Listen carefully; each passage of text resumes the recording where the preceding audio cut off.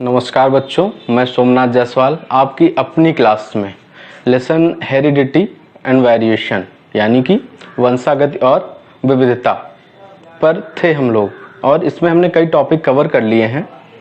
अब अगले टॉपिक की तरफ चलते हैं। अब इस टॉपिक की तरफ चलने से पहले आपको ये बताना चाहेंगे कि अभी तक जो हमारी चर्चा चल रही थी, डिसऑर्डर्स पे जो चर्चा चली थी, वो जीन को लेकर के थी।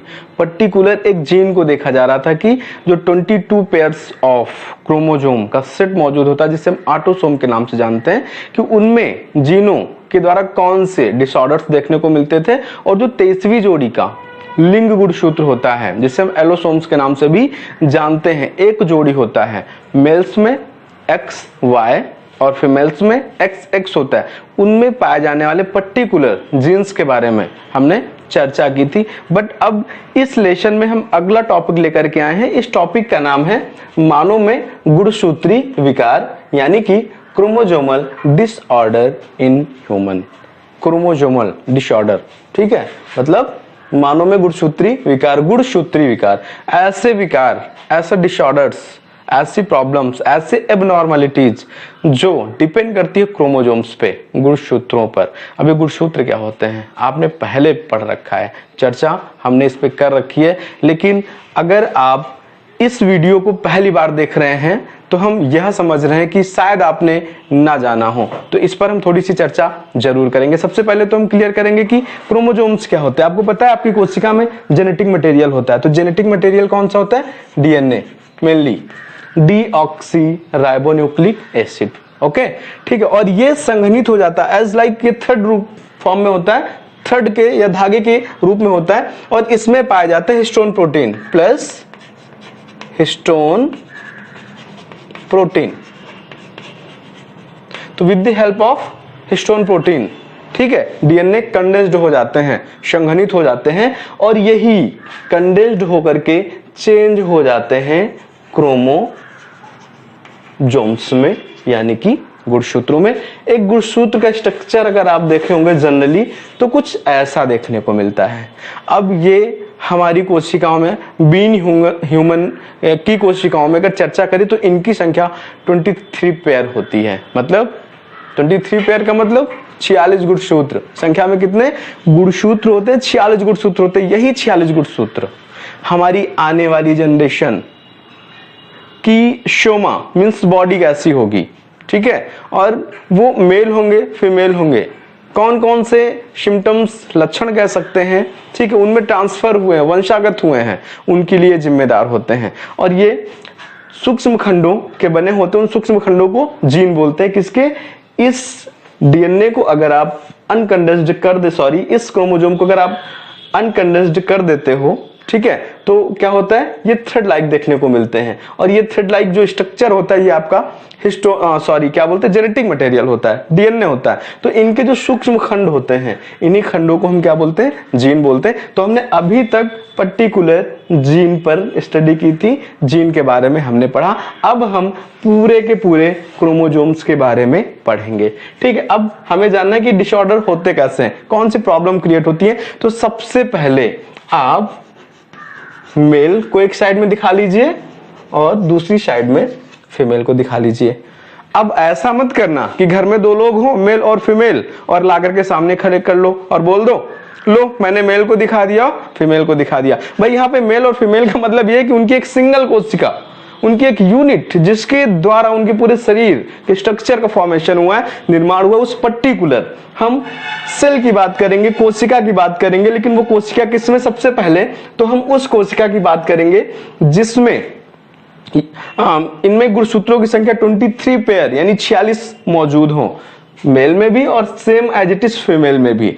और हम उस कोशिका की बात करेंगे जो आने वाली जनरेशन मेल होगी कि फीमेल होगी, उसके लिए जिम्मेदार होती है, ठीक है। तो इसमें जो जनन एपिथेलियम की कोशिकाएं होती हैं, वो अर्धसूत्री कोशिका विभाजन के द्वारा गैमेट फॉर्म करती हैं, युग्मक बनाती हैं। तो हम यहाँ पर युग्मकों की बात करते हैं। वहां पर वैसे तो युग्मक मेनली क्या होते हैं? अगुणित होते हैं, ठीक है, उनमें सिर्फ संख्या में 23 गुणसूत्र पाए जाते हैं, ना कि 23 जोड़े। 23 जोड़े यानी 46 गुणसूत्र नहीं होते। संख्या में सिर्फ युग्मक में कितने होते हैं गुणसूत्र? 23 होते हैं। तो चाहे तो हम युग्मक की बात करें या फिर हम जनन इपिथीलियम की कोशिकाओं की बात करें, जनन इपिथीलियम की कोशिकाएं समान रूप से मेल में भी पाई जाती हैं और फीमेल में भी पाई जाती हैं, और इन कोशिकाओं में गुणसूत्रों की संख्या पूरी होती है, यानी 23 पेयर ऑफ क्रोमोसोम्स कंप्लीटली मौजूद होते हैं, इनमें प्रेजेंट होते हैं। तो हम उनकी बात कर लेते हैं।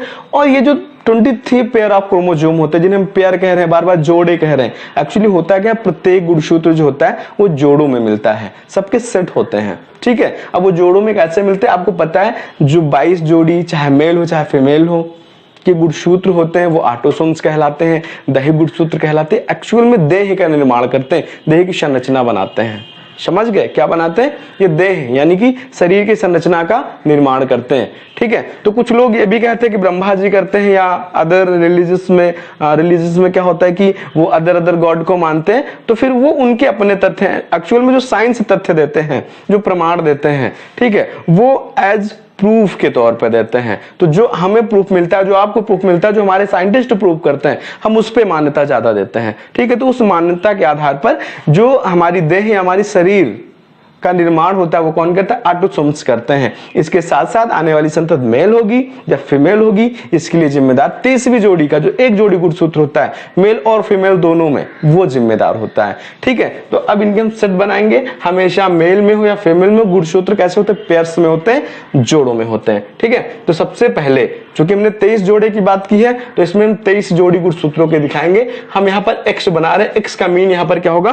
क्रोमोसोम होगा। ठीक है, तो पहले सेट से स्टार्ट करते हैं। मेल साइड में 1 pair, 2 pair, 3 pair, 4 pair, 5 pair. इसी तरीके से आपको टोटल 23 पेयर बनाने हैं। तो 1 2 3 4 5 6 7 8 9 10 11 12 13 14 15 16 17 18 19 20 21 22 23।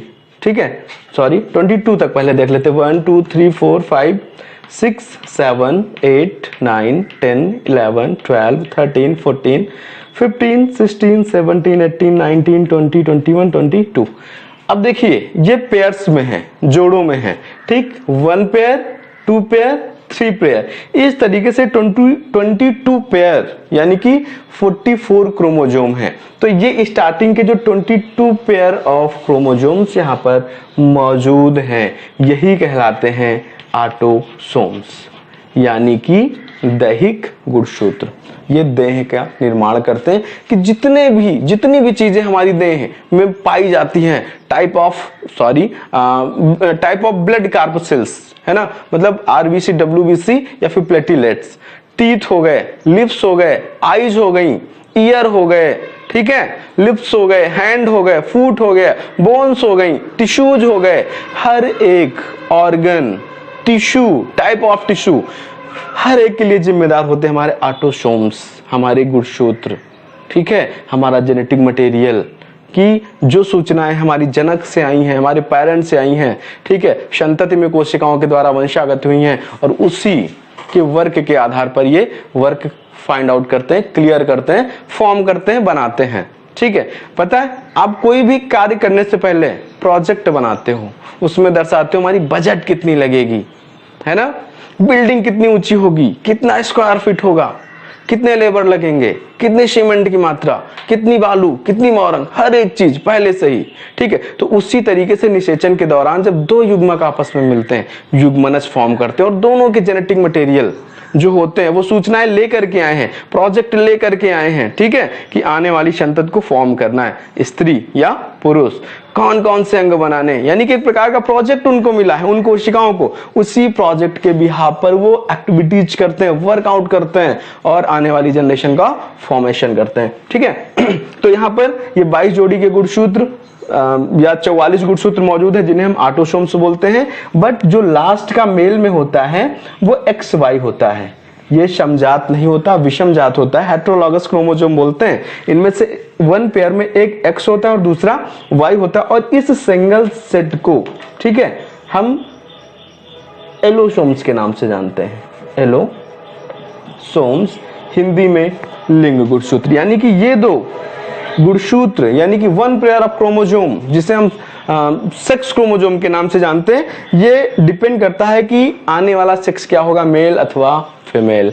बट अगर हम फीमेल में कंडीशन की बात करें तो इसमें भी 22 जोड़ी गुणसूत्र मौजूद होते हैं। यहाँ पर हम 22 गुणसूत्र नहीं दिखा रहे हैं, आप लोग समझ जाइएगा। Same as it is said इनमें भी पाया जाता है। और जो 22 जोड़ी के स्टार्टिंग के गुणसूत्र हैं, यानी कि 1 पेयर 2 3 4, इस तरीके से जो 22 पेयर हैं, ये इसमें भी ऑटोसोम ही कहलाते हैं और ये समजात होते हैं, होमोलॉगस। और जो 23वीं जोड़ी का गुणसूत्र होता है, लिंग निर्धारण करने वाला गुणसूत्र जो होता है, ठीक है, वो इसमें भी 1 पेयर लास्ट में पाया जाता है, जिससे मेलोसोम्स के नाम से जानते हैं। बट ठीक है, अगर इसमें हम बात करें, इसमें एक्स वाई समजात होता है, सॉरी विषमजात होता है, एक्स वाई विषमजात यानी हेटेरोलॉगस, लेकिन फीमेल्स में समजात होता है यानी कि होमोलॉगस। तो जो 23वीं जोड़ी का लिंग गुणसूत्र है, ठीक है, वो इसमें कौन सा होगा, एक्स एक्स होगा। 1 पेयर यानी कि लास्ट का जो पेयर उसमें वो कैसा है, वो एक्स एक्स है। इसमें डिफरेंट क्रोमोसोम्स नहीं होते, विषम जात गुणसूत्र नहीं होते, ठीक है। तो आने वाली जनरेशन मेल होगी कि फीमेल होगी, इसके लिए तो जिम्मेदार होता है मेल। अगर वाई फ्यूज हुआ तो मेल, एक्स से एक्स फ्यूज हुआ तो फीमेल। ये अदर की कंडीशन है, बाद में चर्चा कर लेंगे। अब हम इनके सेट पे बात करते हैं। तो देखिए ध्यान से कि एक साइड में चलोगे तो 23 गुणसूत्रों का एक सेट मौजूद है। 1 2, ध्यान से देखिएगा, 1, यहाँ पे एलोसोम और ऑटोसोम को मिला करके काउंट करेंगे। 1 2 3 4 5 6 7 8 9 10 11 12 13 14 15 16 17 18 19 20 21 22 और 23, ठीक है। तो इस तरीके से एक सेट वन साइड का यहाँ पर मौजूद है।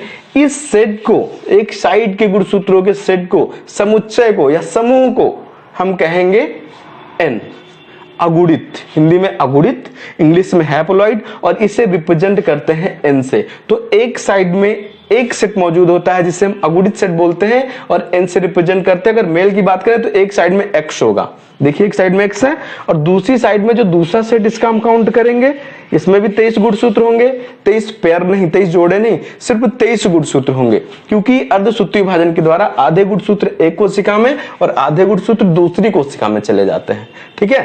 तो क्या होता है, इसमें सिर्फ 23 गुणसूत्र बचते हैं। तो दूसरी साइड का भी एक जो समुच्चय है, जो गुणसूत्रों का सेट मौजूद है कोशिकाओं में, उसे भी हम एन से रिप्रेजेंट करते हैं। इसको हिंदी में अगुणित और इंग्लिश में क्या बोलेंगे, हैप्लॉइड, ठीक है। तो इस तरीके से एक कोशिका के अंदर जिसमें पूर्ण गुणसूत्र मौजूद है, उसमें 2 सेट मौजूद होते हैं। इस वजह से दोनों को हम कंप्लीटली n + n = 2n बोलते हैं, ठीक है। तो यानी कि यहां पर 23 गुणसूत्र + 23 गुणसूत्र = 46, यानी 46 गुणसूत्र मौजूद होते हैं। अब हम आते हैं गुणसूत्रीय विकार पे, ठीक है। डिसऑर्डर इन ह्यूमन, वो भी किसके द्वारा, क्रोमोसोम्स के द्वारा, क्रोमोसोम पर आते हैं। अच्छा, अब होता क्या है, जब निषेचन की प्रक्रिया होती है, इसमें भी युग्मक बनते हैं और इसमें भी युग्मक बनते हैं, ठीक है। अब अगुणित होते हैं, 23 गुणसूत्र आ जाते हैं, और निषेचन के दौरान मेल का युग्मक और फीमेल का युग्मक आपस में मिलता है, यानी कि 23 + 23, और पुनः यानी कि दोबारा से 46 इनकी संख्या पूरी हो जाती है।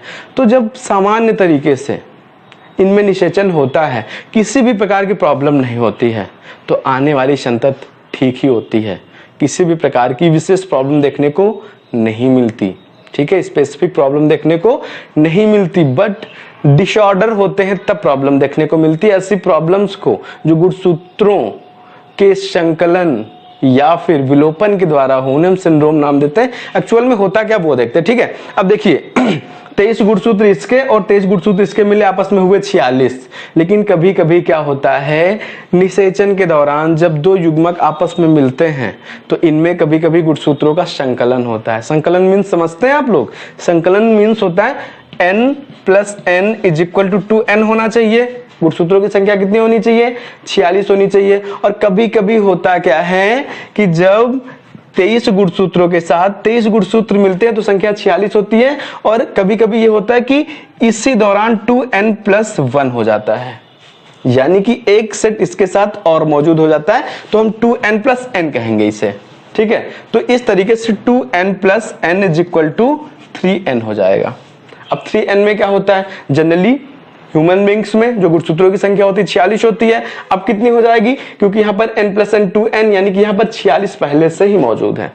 अब एक n आकर के इसमें जुड़ गया है, संकलित हो गया है, यानी कि यहां पर कभी कभी देखने को मिलता है कि एक अंडाणु कोशिका के साथ में एक स्पर्म फ्यूज होता है, और कभी कभी होता है एक स्पर्म और फ्यूज हो जाता है, या फिर न्यूक्लियस उसके अंदर प्रवेश कर जाता है। ऐसी स्थिति में क्या होता है? 2n plus n is equal to 3n condition बनती है। और यहां पर गुणसूत्रों की संख्या कितनी हो जाएगी? तो 46 यहां पर हुए थे, एक n और प्लस हो गया है तो 23 यहां पर हो जाएगा। तो गुणसूत्रों की संख्या कितनी हो जाएगी? 6 3 9 और 4 2 6, यानी कि 69। अब किसी भी बीइंग ह्यूमन के अंदर या आने वाली संतति के अंदर गुणसूत्रों की संख्या 69 हो गई है तो क्या होगा? डिसऑर्डर्स होंगे, डबल आपको एक्टिविटीज देखने को मिलेंगी, हो सकता है अंग दोहरे हो गए हों। ठीक है, अजीब सा वो इंसान दिखेगा, अजीब सा वो बेबी दिखेगा। तो इस तरीके के डिसऑर्डर्स होते हैं। ठीक है, वैसे आपको ये बता दें कि एक तो ये प्लस का हो गया और एक माइनस भी होता है। कभी कभी 2n मिलते हैं और एक न्यूक्लियस क्या होता है कि विघटित हो जाता है, डीजनरेट हो जाता है। तो ऐसी कंडीशन में 2n प्लस 1 हो जाती है, जिसे हम विलोपन बोलते हैं। ठीक है, माइनस वाली कंडीशन को क्या बोलेंगे? विलोपन। तो अभी इसके बहुत सारे उदाहरण हैं, हम देख लेंगे। तो इस वीडियो में आपको हम इतना बताना चाह रहे हैं कि मानव में गुणसूत्री विकार, यानी कि जब गुणसूत्रों का निषेचन के समय संकलन हो अथवा विलोपन हो, पूरे समुच्चय में, पूरे सेट में, कोशिकाओं में जो जनरल सी गुणसूत्रों की संख्या है उसकी अधिकता हो जाए या कमी हो जाए। ठीक है, और इसकी वजह से जो समस्याएं उत्पन्न होती हैं उसे हम बोलते हैं गुणसूत्री विकार। और इन विकारों को हम एक बार फिर से बताना चाहते हैं कि हम इन्हें सिंड्रोम के नाम से जानते हैं। ठीक है, तो अब इसमें हम 2 पॉइंट्स की सबसे पहले स्टडी करेंगे। एक होता है सुगुणिता और दूसरा होता है बहुगुणिता। ठीक है, तो आइए चर्चा करते हैं सुगुणिता और बहुगुणिता। बहु मीन्स बहुत, गुणिता मीन्स गुणा करना, या फिर हम ये कह सकते हैं कि आपस में गुणन करना। यहाँ पर गुणन करने का मतलब होता है जो उनकी वास्तविक संरचना है उसमें अधिकता का होना, या उसी की समान संरचना का निर्माण हो जाना, या फिर कहीं अलग से उसी के समान संरचना का लगभग मिल जाना। ठीक है, या फिर आप कह सकते हो प्लस हो जाना। हम बहुगुणिता को क्या कह सकते हैं? प्लस हो जाना। और इसके अपोजिट आपका दूसरा वर्ड है बहुगुणिता। यहाँ पर इसका मीन्स हम समझ सकते हैं, सॉरी, सुगुणिता। ठीक है, यानी कि यूप्लॉइडी। यहाँ पर इसका मीन्स होता है माइनस। सुगुणिता इंग्लिश में यूप्लॉइडी मीन्स माइनस से आप समझ सकते हो। बहुगुणिता पॉलीप्लॉइडी मीन्स यहाँ पर आप प्लस से समझ सकते हो। ठीक है, तो हमने इसका क्या किया? पॉजिटिव यानी प्लस का सिंबल लगा दिया। अब इसमें संकलन, गुणसूत्रों का जो समुच्चय होते हैं, गुणसूत्रों के जो समुच्चय होते हैं उन समुच्चयों के पूर्ण रूप से क्या होता है? या तो संकलन हो जाएगा, समुच्चयों का संकलन हो जाएगा, यानी एक या एक से अधिक भी हो सकते हैं। ठीक है, तो संकलन हो जाएगा या फिर क्या होगा? विलोपन हो जाएगा। संकलन का मीन्स एक से अधिक प्लस हो सकते हैं, और दूसरा अपोजिट है विलोपन, तो माइनस हो सकते हैं। सबसे पहले हम माइनस की बात करें तो जो यूप्लॉइड बच्चे होते हैं, सुगुणित बच्चे होते हैं, वो एक्चुअल में होते हैं 2n माइनस n। ठीक है, क्या होते हैं? 2n minus n। अब ये 2n का मीन्स पता क्या है? द्विगुणित। n प्लस n, अगुणित प्लस अगुणित इज इक्वल टू द्विगुणित। ठीक है, haploid plus haploid is equal to diploid. तो अब हम हैप्लॉइड को n से रिप्रेजेंट करते हैं, वहीं पर अगर 2n आपस में प्लस हो जाए तो मुझे 2n से रिप्रेजेंट करते हैं। तो 2n मीन्स क्या हुआ? द्विगुणित। अब यहाँ पर जो द्विगुणित संरचना, जो युग्मनज बना है, उनमें से एक न्यूक्लियस क्या हो सकता है? या फिर 23 गुणसूत्रों का जो सेट है, हिंदी में समुच्चय बोलते हैं, यानी कि ये एक साइड वाला, यदि ये माइनस हो जाता है तो ऐसी कंडीशन को हम सुगुणिता बोलते हैं, यूप्लॉइडी बोलते हैं। और याद रखिएगा, ऐसे बच्चे जन्म लेने से पहले ही मर जाते हैं। यानी कि ऐसे बच्चे क्या होते हैं, जन्म लेने से पहले मर जाते हैं। आपके समाज में आपने बहुत सारे उदाहरण देखे होंगे कि बच्चे का जन्म नहीं हुआ, वो बच्चा पहले से ही मरा हुआ जन्मता है। ठीक है, वो गर्भ अवस्था में जन्म से पूर्व ही मृत्यु को प्राप्त हो जाता है। इट मीन्स हम कह सकते हैं कि 2n-n। और सारे बच्चे जरूरी नहीं है कि 2n- हो तभी मरे हों, लेकिन जो सुगुणित बच्चा होता है, जिस एग्जाम्पल की हम बात कर रहे हैं, जिस सुगुणिता यूप्लॉइडी की बात कर रहे हैं, उसमें बच्चे क्या होते हैं, जन्म से पूर्व मृत्यु को प्राप्त हो जाते हैं, मर जाते हैं। ठीक है, वो जीवित अवस्था में जन्म नहीं लेते। अगली कंडीशन है आपकी बहुगुणिता, यानी कि पॉलीप्लॉइडी। ठीक है, अब पॉलीप्लॉइडी में जनरली आप क्या करते हो, फर्टिलाइजेशन करते हो, निषेचन करते हो। निषेचन के दौरान क्या होता है, n + n = 2n, द्विगुणित अवस्था। यानी कि 23 गुणसूत्र मेल के हो सकते हैं, 23 गुणसूत्र फीमेल के हो सकते हैं। और दोनों निषेचन के दौरान जो युग्मनज बनता है, टोटल गुणसूत्रों की संख्या कितनी पूरी करता है, 46। ठीक है, तो इस कंडीशन को हम जनरली फर्टिलाइजेशन बोलते हैं। बहुगुणिता यानी कि संकलन, समुच्चयों का संकलन, मोर देन 1, मोर देन 2। ठीक है, अब होता क्या है, इसमें 2n + n हमने कर दिया, यहां पर माइनस किया था, विलोपन। संकलन में क्या होगा, जुड़ रहा है, तो 2n + n = क्या हो जाएगा, 3n। यानी 2n यहां पर मौजूद है, 1n + 2n, sorry 1n + 1n = 2n, और एक n और मिल गया यहाँ पे, तो कंडीशन क्या बनी, 3n। तो यहाँ पर 46 गुणसूत्र पूरे किए थे आपने, और यहाँ पर एक और n आ गया तो 23, और इस तरीके से इनकी संख्या कितनी हो गई, 69। अब एक्स्ट्रा क्रोमोसोम्स मौजूद है उनके अंदर, तो आपको पता है जो जनरल उनकी बॉडी होनी चाहिए वो नहीं होती, नॉर्मल होनी चाहिए नहीं होती, तो कैसी होगी, अब नॉर्मल होगी। ठीक है, अजीब सा वो बच्चा देखने को मिलेगा। अब अभी हम बहुत सारे इनके एग्जांपल्स लेंगे, उदाहरण लेंगे, तब हम सिम्टम्स बताएंगे कि सिंड्रोम्स किस नंबर वाले क्रोमोसोम्स पर हो रहा है, कौन से डिसऑर्डर्स क्रिएट कर रहा है, और उनके सिम्टम्स क्या हैं। ठीक है, तो यहाँ पर कितने हो गए, 3n हो गए। ठीक है, तो ऐसे कंडीशन को हम त्रिगुणित बोलेंगे। बहुगुणित में पहला आपका क्या है, त्रिगुणित। ठीक है, इससे हम ट्राइप्लॉइडी के नाम से जानते हैं, या फिर ऐसे बच्चे को हम ट्राइप्लॉइड बोलेंगे। ठीक है, अगली कंडीशन इसी प्रकार से बनती है, बच्चे होते हैं 4n, यानी कि इसमें दो कंडीशन हो सकती है, 2n + n + n, या फिर 2n + 2n, ऐसी कंडीशंस हो सकती है। इसे हम क्या बोल सकते हैं, 4n बोल सकते हैं। यहाँ पर 23 + 23 + 23 + 23 दिखा होगा, और टोटल गुणसूत्रों की संख्या फिर आपकी क्लियर हो जाएगी कि कितनी होती है। और इस तरीके से हम इसे क्या बोलेंगे, 4n, यानी कि चतुर्थ गुणित। ठीक है, या फिर टेट्राप्लॉइडी बोलेंगे। इसी तरीके से 4n हो सकते हैं, सॉरी 5n हो सकते हैं, इसको हम पंचगुणित बोलेंगे।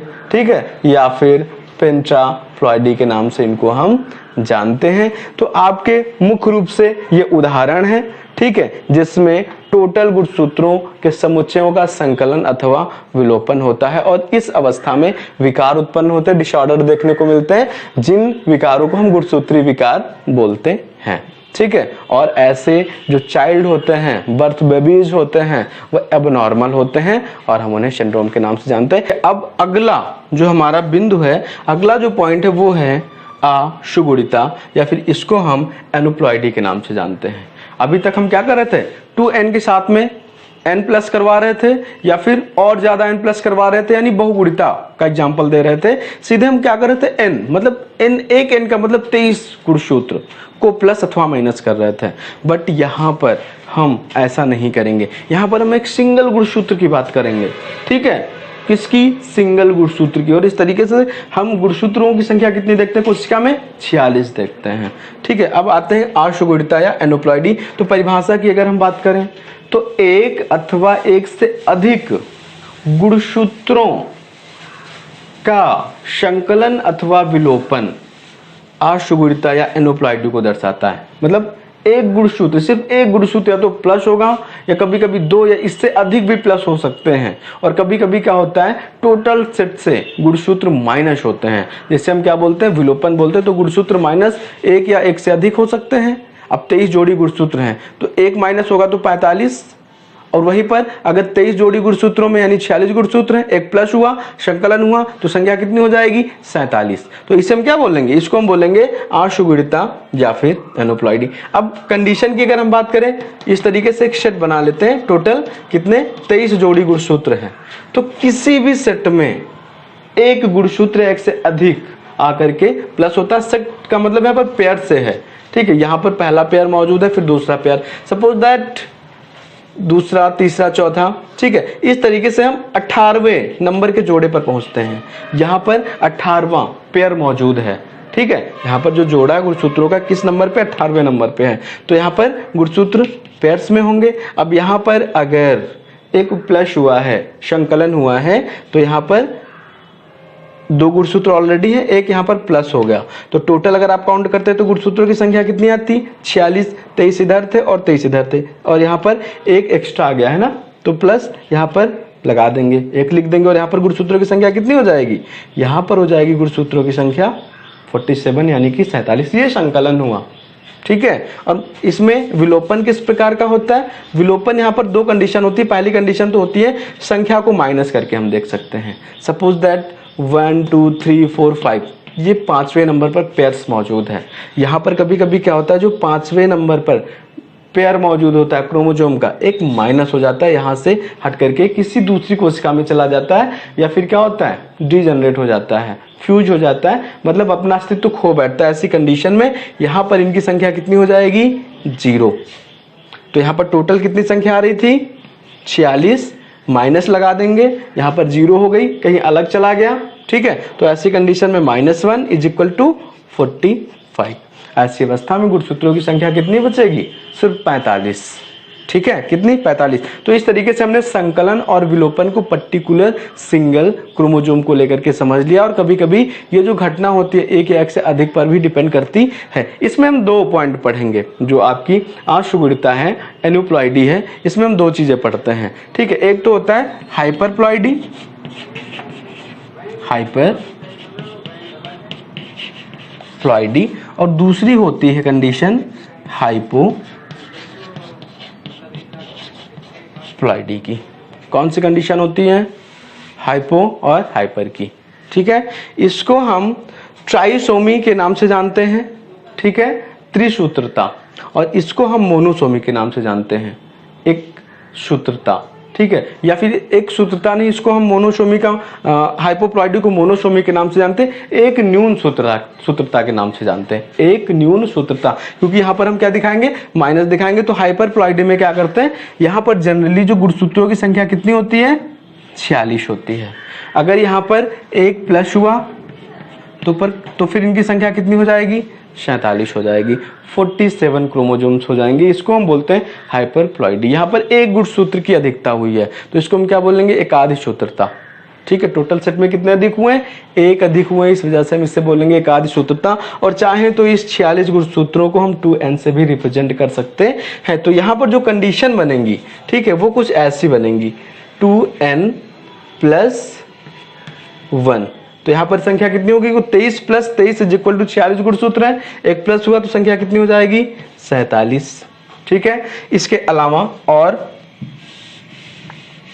देखने को मिलता है, ठीक है। ये तो हो गई कंडीशन ट्राइसोमी की, त्रिसूत्रता की, ठीक है।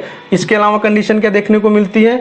1 + 1, यानी कि एक क्रोमोसोम ये संख्या में और एक क्रोमोसोम ये संख्या में, और यहाँ पर 2 सेट मौजूद हैं, ठीक है, यानी कि 46 गुणसूत्र मौजूद है। तो इसको हम बोलते हैं द्वि-एकाधिक सूत्रता, ठीक है। यानी 2 सेटों के साथ एक क्रोमोसोम, यानी संख्या में 2 क्रोमोसोम प्लस हुए हैं, तो इसको हम क्या बोलेंगे? द्वि-एकाधिक सूत्रता, ठीक है। इसके अलावा और क्या होता है?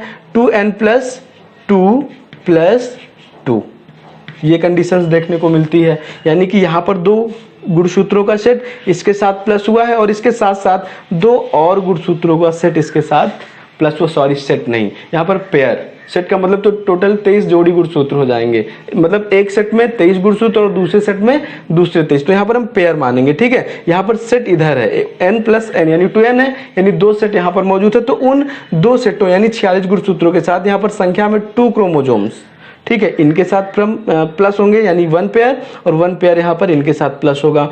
तो ऐसी गुणसूत्रों के प्लस होने की सिस्टम को, या फिर हम हाइपरप्लॉइडी के इस उदाहरण को द्विअधिसूत्रता के नाम से जानते हैं। किस नाम से? द्विअधिसूत्रता के नाम से जानते हैं। यानी 2 और 2 के साथ 2 पेयर, 1 पेयर इधर और 1 पेयर इधर, यानी 2 गुणसूत्रों की अधिकता इसके साथ क्या हुई है? प्लस हो गई है। तो ये आपका उदाहरण हो गया हाइपरप्लॉइडी का। ठीक है, ट्राइसोमी बोलते हैं तब जब एक गुणसूत्र टोटल सेट में प्लस हुआ हो। मोनोसोमी में क्या होता है? टोटल सेट से एक माइनस हुआ हो। अब हाइपोप्लॉइडी की जो कंडीशन होती है वो क्या होती है? 46 माइनस 1, ये 46 माइनस 1, और इसे आप 2n से रिप्रेजेंट कर सकते हो। क्यों? क्योंकि 23 इधर और 23 इधर, यानी एक n में 23 गुणसूत्र और दूसरे में कितने? 23 गुणसूत्र, और टोटल संख्या कितनी है? 46, और 46 में से कोई एक गुणसूत्र माइनस हो जाए तो इसे हम क्या बोलेंगे? हाइपोप्लॉइडी बोलेंगे। ठीक है, एक न्यून सूत्रता, यानी कि एक गुणसूत्र जो सूत्र के रूप में है, थ्रेड के रूप में है, धागे के रूप में है, वो क्या होगा? माइनस होगा। ऐसे में गुणसूत्रों की संख्या मात्र 45 ही बचती है। ठीक है, इससे हम क्या बोलते हैं? हाइपोप्लॉइडी। ठीक है, तो ये आपके मुख्य रूप से 2 उदाहरण थे आशुगुणिता के, जिसमें सिर्फ गुणसूत्र सिंगल या एक से अधिक, एक या एक से अधिक, या तो इनका संकलन होगा या तो विलोपन होगा। तो आज आपका ये टॉपिक क्लियर होता है, मानों में गुणसूत्री विकार, यानी कि गुणसूत्रों के द्वारा कैसे इनकी कंडीशन चेंज होने पर, गुणसूत्रों के इधर उधर होने पर, है ना, विकार उत्पन्न होते हैं। ठीक है, जिसको हम सिंड्रोम बोलते हैं, कंप्लीट होता है। तो सेम एज इट इज तरीके से, सेम एज इट इज बिंदुओं के थ्रू क्या होता है? ये डिसऑर्डर्स क्रिएट होते हैं। पहला था सुगुणिता, दूसरा था बहुगुणिता। या तो सेट पूरे के पूरे प्लस होंगे, ठीक है, या तो माइनस होंगे, और अशुगुणिता में 2, या तो संकलन या तो विलोपन, सिंगल गुणसूत्र या फिर एक से अधिक भी हो सकता है। ठीक है, तो यहाँ पर हमने 2n+1 या फिर 2n+1+1 या फिर 2n+2+2 हो सकता है। और हाइपोप्लॉइडी में माइनस होना है तो हम 2n-1 क्रोमोजोम दिखाएंगे, यानी कि 46 में से एक माइनस करेंगे और टोटल संख्या कितनी दिखाएंगे? 45। अब हम देखेंगे कि जो हमारे पास 23 पेयर ऑफ क्रोमोजोम्स हमारी सेल्स में मौजूद हैं, किस नंबर का कौन सा क्रोमोजोम डिस्टर्ब होगा तो किस नाम का डिसऑर्डर देखने को मिलेगा, उनके सिम्टम्स क्या हो सकते हैं, कितने दिन तक वो बच्चे जीवित रहते हैं, वो जन्म से पूर्व ही उनकी मृत्यु हो जाती है या फिर जन्म के पश्चात। इन सारी चीज़ों को देखेंगे अगले वीडियो में। तब तक के लिए नमस्कार, धन्यवाद।